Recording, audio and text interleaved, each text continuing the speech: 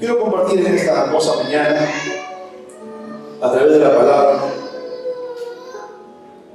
quiénes son los que experimentan las grandes obras del Señor. Así que quiero que vayamos al Salmo 126. Dice el Salmo 126. Todos lo tienen, ¿verdad? ¿Es un amén? Amén. Dice el Salmo 126. Cuando Jehová hiciere volver la cautividad de Sion, seremos como los que sueñan. Entonces nuestra boca se llenará de risa y nuestra lengua de alabanza. Entonces dirán entre las naciones, grandes cosas ha hecho Jehová con estos. Pueden tomar asiento, hermanos. Acá está hablando, el salmista está hablando de la cautividad. Es un cántico de esperanza, es un cántico de restauración que describe el gozo del regreso de la cautividad en la que estaba el pueblo de Israel. Ellos fueron cautivos por la desobediencia, porque dejaron al Señor, porque alabaron a otros dioses ajenos, y vino la mano, la justicia de Dios, y a través del profeta Jeremías le dio la profecía, dos cosas, dos mensajes: un mensaje que era de destrucción y un mensaje que era para edificación. Y era algo fuerte para el profeta Isaías, porque tenía que enfrentarse con los reyes, con los príncipes, con los sacerdotes y hasta con el mismo pueblo. Y por eso que le dijo esa palabra: pelearán contra ti, pero no te vencerán, porque yo estaré contigo. Y muchos se van a levantar contra el mensaje, muchos se van a levantar contra nosotros. Y es aquí cuando él profetiza que 70 años tenían que ir al cautiverio allá en Babilonia por el rey Nabucodonosor. Usted conoce ya la historia. Y es aquí que estaban cautivos, estaban en la cautividad. Y aquí este salmo describe a través de la palabra: cuando volviera a ser la cautividad de Sion, seremos con los que sueñan. Por eso le decía, describe el gozo del regreso de la cautividad, comparando un sueño que despierta, riendo y pidiendo a Dios que traiga la prosperidad, como arroyos del desierto que se llama como el agua. Este evento tan peligroso aparecía un sueño, llenando la boca de risa y llenándolos en su lengua de ¿qué cosa? De alabanza. Y tiene que estar en nosotros el gozo, la alegría. Y tenemos que ser de la cautividad de Babilonia, aunque el río de Babilonia nos rodea. Babilonia representa al mundo, representa el pecado, la inmundicia, la maldad. Y nosotros estamos en medio de esa inmundicia, en medio de esa cautividad en la que está el mundo. Y tenemos que salir de ese lugar. Y tenemos que ser luz nosotros. Porque el Señor dice en su palabra que estamos en medio de una generación maligna y perversa. Y dice la palabra de Dios que nosotros somos sal y que nosotros somos luz. Justo el día del ayuno, fue un ayuno precioso, maravilloso que tuvimos aquí, los que estuvieron. Hubo un tiempo de profecía, un tiempo de actos proféticos. Y en esos actos proféticos la pastora Nercina nos hablaba de la sal, que la sal tiene un contenido especial.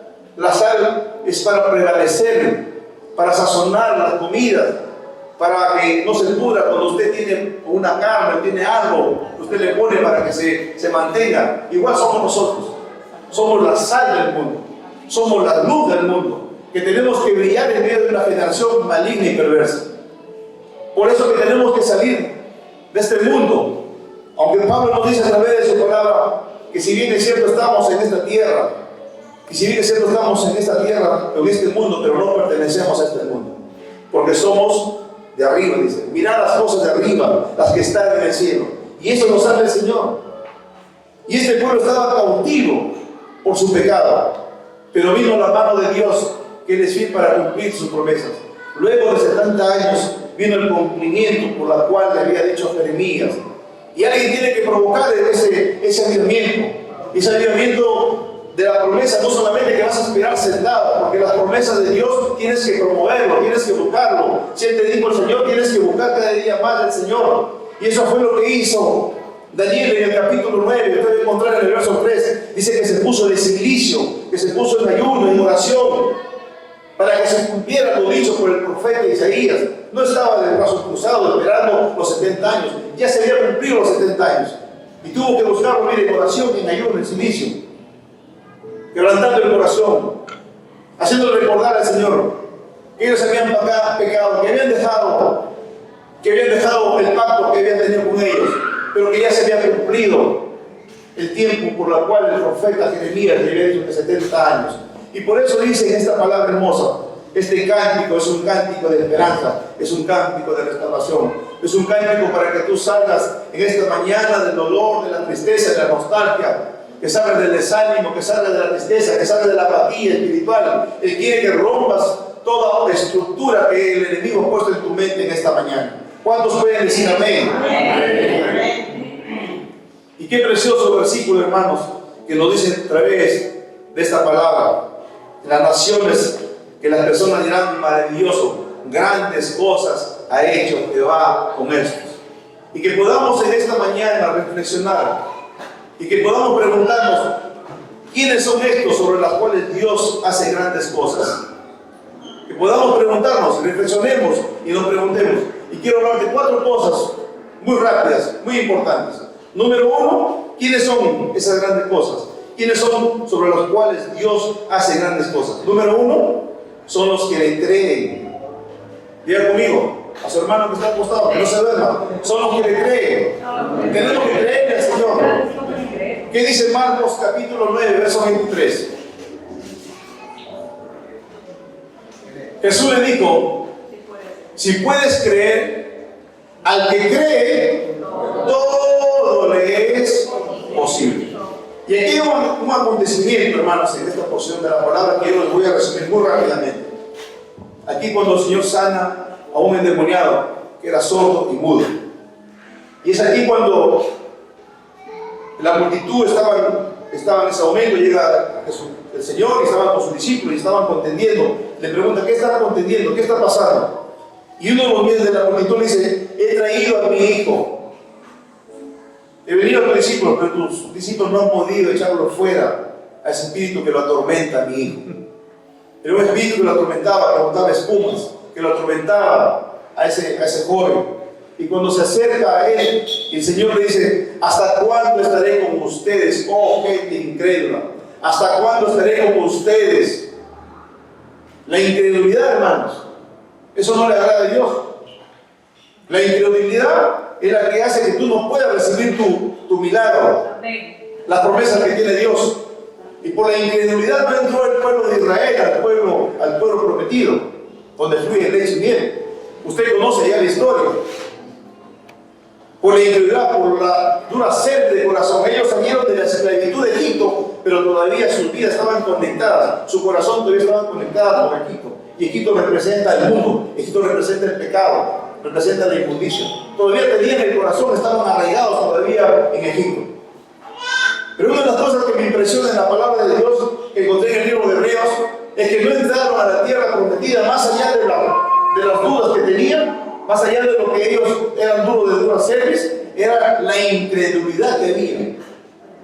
Habiendo visto las señales, los prodigios, habiendo visto que el mar rojo se abrió, habiendo sido alimentado en el desierto 40 años, con el maná del cielo, viendo señales, prodigios, que sus vestiduras nunca se envejecieron, sus vestidos, sus sandalias prevalecieron y crecían conforme iban creciendo esos 40 años. Imagínense, todas esas señales, todos esos prodigios. Pero la incredulidad es una de las cosas que no le agrada al Señor. Y dice la palabra de Dios, en este contexto de la palabra, que luego dice que vino este hombre. Y digo, si tú puedes creer, al que cree todo es posible. Y este hombre, este padre, fue sincero con el Señor. Sí creo, Señor, pero ayúdame, Señor, en mi incredulidad. Tenemos que pedirle al Señor muchas veces, porque somos incrédulos, y decirle, Señor, ayúdame, Señor, en mi incredulidad. Ayúdame, Señor. Creo, pero a veces, Señor, viene la duda, y es ahí donde viene esa lucha. La duda, la incredulidad, por la cual no podemos recibir muchas veces nosotros. Pero luego de este acontecimiento, dice que el Señor, cuando le dice a este hombre, ayúdame en tu incredulidad, ¿tú crees? Le dice, Jesús le dijo, si puedes creer, al que cree todo es posible. Y luego le echó fuera ese espíritu. Luego fue sanado. ¿Se dan cuenta, hermanos? Y una de las cosas por las cuales no podemos recibir las grandes obras maravillosas en nuestra vida, porque muchas veces no creemos. Y el mismo nuestro Señor Jesucristo, cuando entró a Nazaret, el mismo Señor entró a su ciudad, le pedían señales. Y miren Mateo, lo que les enseña a través de la palabra. Mateo capítulo 13, versos 54 y 58. En Mateo 13, 54 y 58. El mismo Señor Jesucristo no pudo hacer más milagros. ¿Y saben por qué? Porque aquí les quiero yo resaltar, hermanos, para hacerles recordar que la incredulidad no le agrada al Señor. Y dice, venido a su tierra les enseñaba en la sinagoga de ellos, de tal manera que se maravillaban y decían, ¿de dónde tiene este sabiduría y estos milagros? ¿No es este el hijo del carpintero? ¿No se llama su madre María y sus hermanos Jacobo, José, Simón y Judas? ¿No están todas sus hermanas con nosotros? ¿De dónde pues tiene todas estas cosas?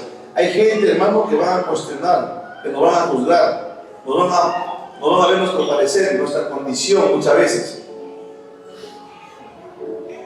Y se escandalizaban de él, pero Jesús les dijo, no hay profeta sin honra, sino en su propia tierra y en su casa. Y el verso 58.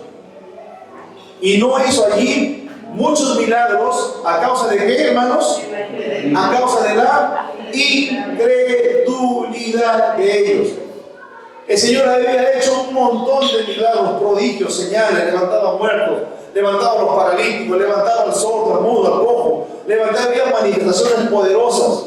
Pero en el lugar donde él llegó, en su ciudad, estaba en la sinagoga de ellos, dice que no pudo hacer más señales. Aparte que lo cuestionaban, este no es hijo del carpintero, este no es hijo de María, este no es el... Así nos van a menospreciar, hermanos. Pero la incredulidad, hermano, es la que hizo que no se manifestara el poder de Dios. Y no depende muchas veces del pastor, no depende del Señor, sino porque hay dudas en tu corazón, porque hay incredulidad en tu corazón. Y mientras haya incredulidad en tu corazón, no vas a ver la manifestación del poder de Dios. Amén. Porque dice la palabra, grandes cosas Dios hará en tu vida, si puedes creer, porque la palabra de Dios dice, sin fe es imposible agradar a Dios. Es sin fe, hermano. La fe sin obras es muerta. Por eso dice la palabra de Dios en Hebreos 11:6. Y luego 11:1. Pero sin fe es imposible agradar a Dios, porque es necesario que el que se acerca a Dios crea que la hay, que es galardonador de los que le buscan. Si usted le busca al Señor, usted tiene que entrar con esa fe, con esa certeza que el Señor va a responder. Cuando usted esté orando y entra a su proceso, dice, y creyendo que cuando estés orando, ¿qué tiene que ver cuando tú estás en oración? Tú tienes que creer que Dios está contigo en ese momento, que tú estás hablando con tu amigo, que el Espíritu Santo está ahí, que estás conversando con Él, estás contando toda la situación que está pasando en tu vida, y creer que lo que tú estás orando lo vas a recibir. Eso es fe. Eso es fe, es tener conexión en tu intimidad, en la relación. ¿Qué dice que es la fe para nosotros? Después la fe, la certeza de lo que se espera, la convicción de lo que no se ve. Ya nosotros no miramos con los ojos naturales, nosotros caminamos con los ojos sobrenaturales, con las cosas que no se ven. Usted puede ver ahorita oscuridad, usted puede ver tinieblas, usted puede tener usted un diagnóstico médico, un diagnóstico que le han dado de un cáncer, no sé, cualquier situación que le han dado. Pero ese es el diagnóstico terrenal, ese es el diagnóstico que le han dado en el mundo a una persona, y que no estoy en contra de la medicina, que son buenos, que el Señor usa, porque todo viene de parte de Dios, todo lo hizo el Señor. Pero donde quiero llegar es que tú tienes que ir a la fuente y preguntarle conforme a su voluntad, porque escrito está, dice que Él tomó nuestras enfermedades y que por cuyas llagas hemos sido curados. Eso es fe, declarar la palabra, lo que no se ve. ¿Tienes el diagnóstico médico? Sí, pero pelea con ese diagnóstico. Tu palabra dice, Señor, que tú pagaste precio en esa cruz. Tu palabra dice, Señor, que fuiste al sacrificio, Señor, o fuiste como cordero al matadero, Señor. Y por la sangre de Cristo hemos sido redimidos, no solamente para limpiar de tu pecado. Por eso dice el Salmo 103, que eres quien perdona nuestras iniquidades y sana todas nuestras dolencias, todas tus enfermedades. ¿Lo crees o no lo crees? Eso se llama fe cuando viene una circunstancia, un momento difícil. Tus ojos ven una cosa, pero tú tienes que ver con los ojos sobrenaturales. Es por fe, porque sin fe, dice la palabra de Dios, es imposible agradarle a Dios. Por eso describe la palabra, si tuvieras fe como un granito de mostaza, es tan chiquitita esa fe. Le dirías a la montaña, muévete, muévete enfermedad, muévete circunstancia, muévete este problema matrimonial, muévete la pobreza o la escasez o por lo que estés pasando. Es la fe en Cristo Jesús, Señor nuestro. Puesto nuestros ojos en el autor y consumador de la fe, que es en Cristo Jesús, Señor nuestro. Así dice la palabra de Dios. Entonces, una de las cosas por las cuales tú no recibes las cosas que tiene Dios para nosotros es porque hay incredulidad en nuestro corazón. ¿Quiénes son los que experimentan esas grandes obras? Son los que aman. Número 2, los que aman. Diga a su hermano que está acostado. A los que aman a Dios, vamos a recibir cosas grandes de parte de Dios. Vamos a recibir. El Salmo 111, verso 2. ¿Qué dice el Salmo 111, verso 2? Dice, grandes son las obras de Jehová, buscadas de todos los que quieren, los que las quieran.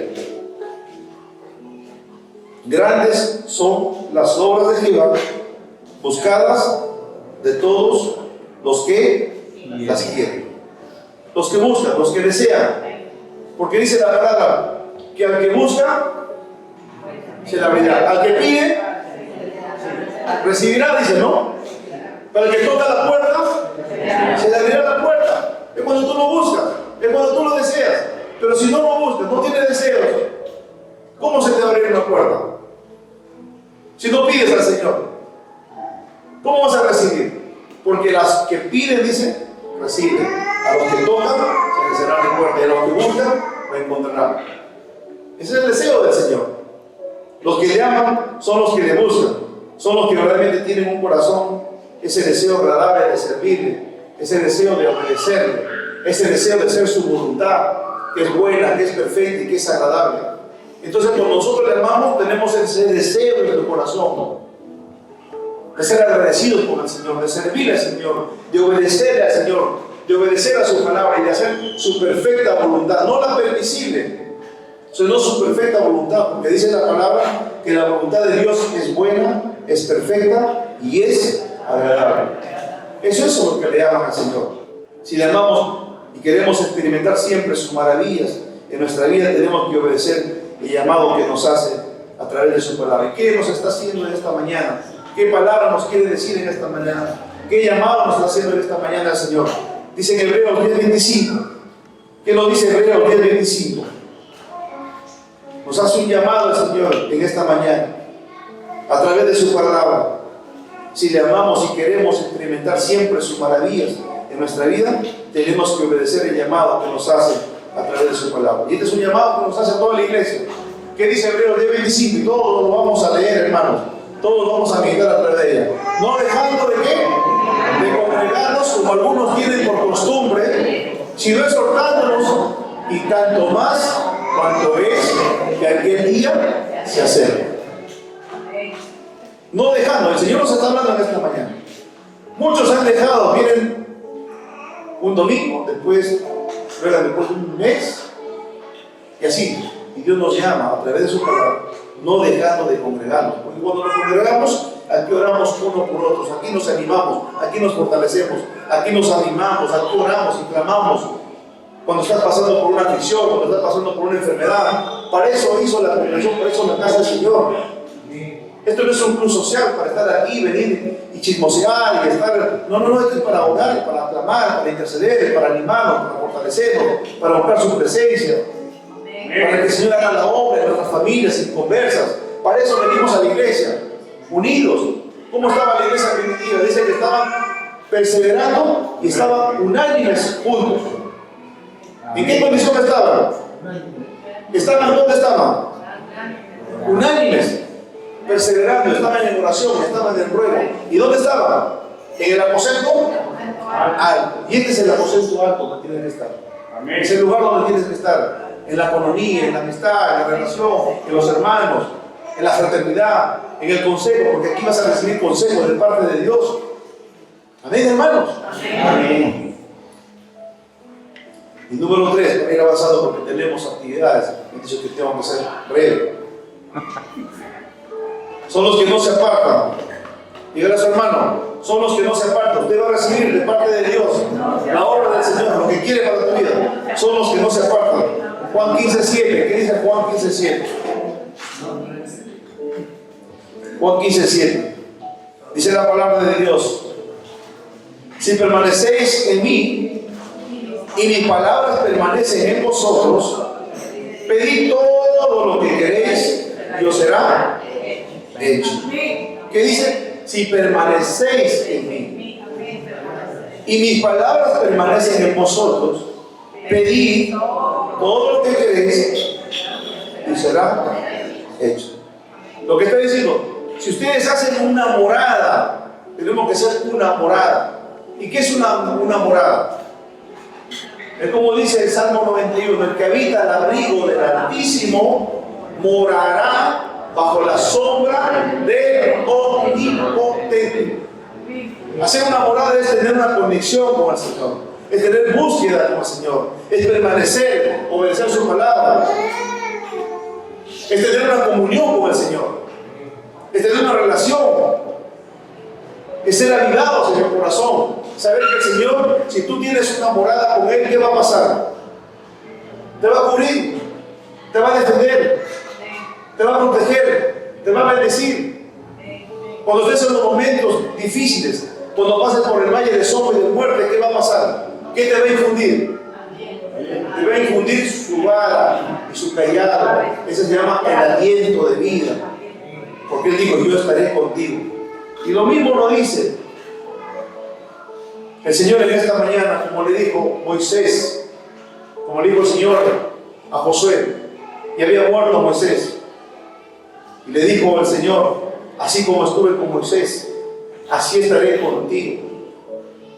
Nadie te podrá hacer frente, así como estuve con Moisés. Yo voy delante de ti, no te dejaré ni te desampararé. Eso se llama habitar, permanecer, tener una morada con el Señor. Y Moisés tenía una morada, tenía una comunión directa, personal. Josué también era un líder que amaba a Dios, que amaba a su líder, a Moisés. Era obediente, era fiel a Dios y también era fiel a su líder. Y tenía una conducta intachable. El comportamiento, nuestra conducta es importante. Entonces Dios va a morar en nosotros. Y dice la palabra, y pedid todo lo que queréis. Entonces grandes cosas Dios hará en la vida de aquellos que permanecen, que son constantes, que tienen en su corazón la convicción, que no vamos a retroceder, de no volvernos atrás, como dice la canción. Hay una canción que dice, la cruz delante y el mundo atrás. La cruz delante y el mundo atrás. No retrocedemos. Nosotros no somos los que retrocedemos, somos de los que avanzamos, cual sea la circunstancia que estemos viviendo. Somos los que avanzamos, dejando el peso, dejando toda mochila, dejando toda carga y caminamos hacia adelante al llamamiento que nos ha hecho el Señor, que somos discípulos de Dios.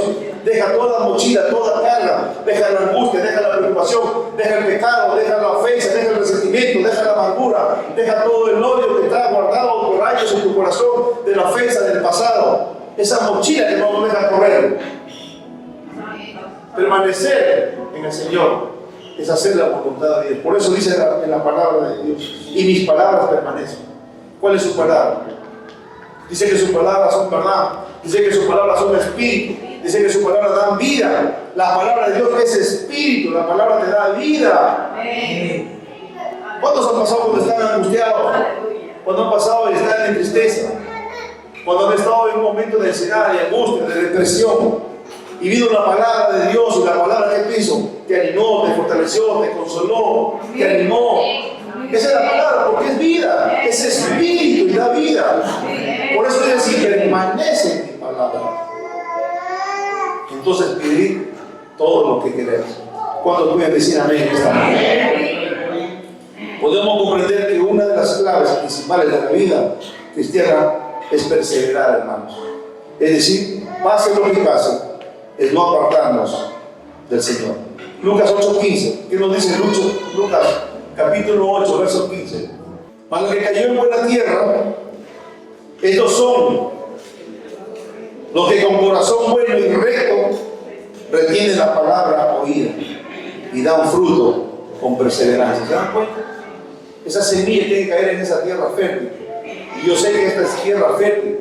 Esta casa es tierra fértil. Esa semilla tiene que germinar. Cuando se siembra una palabra, dice que la palabra que se envió no llega vacía, sino que va a cumplir en el tiempo del Señor.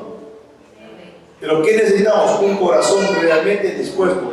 Un corazón que persevere. Un corazón que esté abierto a la palabra de Dios para que more el Señor en nuestras vidas. Corazones sinceros. Corazones que estén dispuestos a escuchar la palabra y a obedecerle y a ponerlo por obra y a hacer su perfecta voluntad. Tenemos que reflexionar en esta mañana, amados hermanos, en nuestra vida es reconocer que no podemos ver la maravilla del Señor si hemos abandonado su casa. Muchos hemos abandonado su casa. No me refiero solamente a la casa física, al templo, sino en nuestra vida, en nuestra relación, en nuestra intimidad, en nuestra comunión con el Señor, en nuestra relación con el Señor. Hemos abandonado por el afán, por las cosas de este mundo. Estamos más afanados en las cosas que en las propias cosas del Señor. Y miren lo que nos dice en Ageo capítulo 1, en el verso 9 y 10. Buscáis mucho y halláis poco. Encerráis en casa y yo os disiparé en un soplo. ¿Por qué?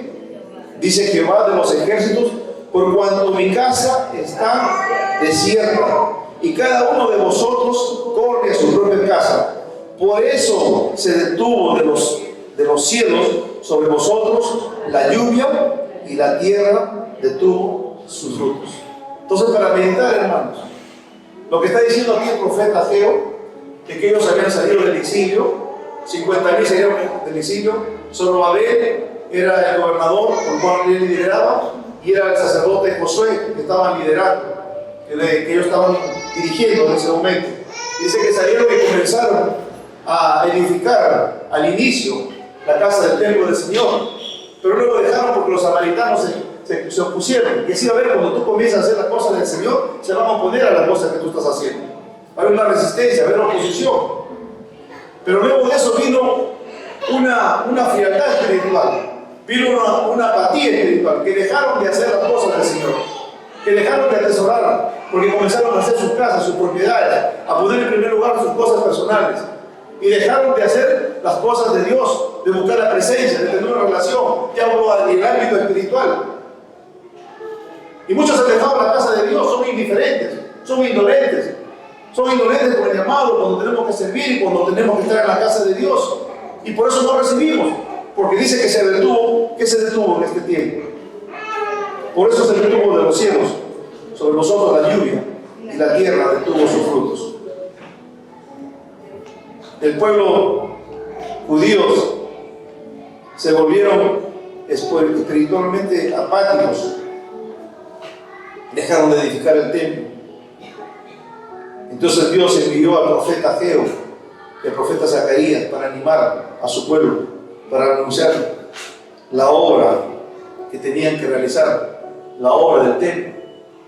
Por eso dice la palabra: buscar el reino de Dios y su justicia, el resto llegará por añadidura. Si tú buscas el reino de Dios. Y es aquí porque el egoísmo de este pueblo solamente atesoraban sus casas, sus propiedades, y habían abandonado al templo del Señor. 16 años estaba abandonado. Y por eso manda el Señor al profeta Ageo y al profeta Zacarías para animarlos, para fortalecerlos, para animarlos para que reconstruyan el templo. Y es en esta mañana que el Señor te habla, para animarte, para que salgas de esa apatía, para que salgas de esa tibieza espiritual, porque dice que a los tibios Dios los va a vomitar. Por cuanto eres frío, no caliente, y eres tibio, dice el Señor, nos va a vomitar. Por eso, hermanos, es una reflexión para meditar en nuestro corazón. Y el Señor le habló al profeta Ageo 2 veces que meditaran en sus caminos. ¿Cómo estaban sus caminos? cómo estaban caminando. Y nos llama en esta mañana el Señor. Y creo que el domingo pasado también nos habló en esta porción de la palabra. Porque la iglesia tiene que salir de esa apatía espiritual, tiene que salir de esa tibieza espiritual, tiene que salir de esa tristeza, de ese dolor, tiene que salir de la nostalgia, tiene que salir de todo lo que no te deja avanzar, de la ansiedad, de la angustia, de la depresión. Es tiempo que tú tienes que levantar. El Señor es poderoso para cambiar tu condición, tu situación. ¿Cuántos pueden decir amén esta mañana? Amén. Y termino con esto, hermanos. Son únicamente los que van a recibir conforme los que conforman parte del pueblo de Dios. Y usted y yo debemos sentirnos contentos y alegres que somos ese pueblo de Dios, que vamos a recibir las promesas de Dios que tiene para cada uno de nosotros. ¿Qué dice en 1 de Pedro, capítulo 2, verso 9 y verso 10? Mas vosotros sois linaje escogido. ¿Qué somos? Linaje escogido, real sacerdocio, nación santa, pueblo adquirido por Dios, para que anuncien las virtudes de aquel que nos llamó de las tinieblas a su luz admirable. Vosotros que en otro tiempo no eras pueblo, pero ahora sois pueblo de Dios, que en otro tiempo no habías alcanzado misericordia, pero ahora habéis alcanzado misericordia. ¿Se dan cuenta, hermanos, que somos ese pueblo adquirido? Cuando los discípulos le dijeron al Señor, Señor, enséñanos a orar, usted conoce esta porción de la palabra. Padre nuestro que estás en los cielos, santificado sea tu nombre. ¿Qué cosa dijo? Venga tu reino, venga tu reino, y se haga tu voluntad, así en el cielo como en la tierra. Y el Señor, cuando vino a este mundo, dijo: el reino de Dios se ha acercado. El tiempo se ha cumplido, el reino de Dios se ha acercado. Dice: arrepentidos y convertidos. ¿Qué trajo el Señor a la tierra? ¿Cuál debe ser nuestra oración? El reino de Dios está aquí en la tierra, hermanos. El reino de Dios no sufre, hermanos, pobreza. El reino de Dios no hay enfermedad. En el reino de Dios, cuando estemos arriba, no hay enfermedad. En el reino de Dios no hay chisme, no hay murmuración, no hay crítica. En el reino de Dios hay justicia, hay paz, hay gozo, hay sanidad, hay amor. El reino de Dios te trajo a esta tierra. Por eso digo, el reino de Dios. ¿A quién lo trajo? ¿A los reyes de Inglaterra? ¿A los reyes de España? No, a nosotros. ¿Qué está diciendo la palabra? Mas vosotros sois linaje escogido, somos real sacerdocio, somos nación santa, pueblo adquirido por Dios, para que anunciemos las virtudes de aquel que nos llamó de las tinieblas a su luz admirable. Porque ¿de dónde nos sacó el Señor? De las tinieblas, de la oscuridad, de la inmundicia, del pecado. Nos sacó a su luz admirable para que nosotros anunciemos el reino de Dios. Amén. El Señor entró predicando la palabra de Dios. Una vez que lo habían tomado a Juan el Bautista, que estaba preso, dice la palabra de Dios que el Señor entró predicando la palabra del reino. El tiempo se ha cumplido, el reino de Dios se ha acercado. Arrepentidos y convertidos de todo vuestro corazón. Así dice el Señor. Entonces, ¿a quién vino a darnos a nosotros el reino? ¿A quién le dio las llaves del reino? ¿A quién le dio las llaves del reino? A nosotros, a la iglesia. Pero sobre esta roca vas a edificar mi iglesia. Y a ti te doy las llaves del reino, para que abras y desates. ¿Qué nos dio el reino de Dios? Las llaves, me ayudan ahí. Para atar y desatar. ¿A quién le dio la iglesia? A nosotros, la iglesia. Nosotros nos dio las llaves del reino. Por eso usted tiene que atar. Por eso atamos todo el espíritu, por eso atamos toda maldad, atamos. Y usted desata la paz, el reino de Dios, su gozo, las bendiciones, lo que tiene para cada uno de nosotros. Amén, hermanos. Amén. Somos ese pueblo adquirido. Somos ese pueblo, somos ese linaje escogido. Somos ese real sacerdocio.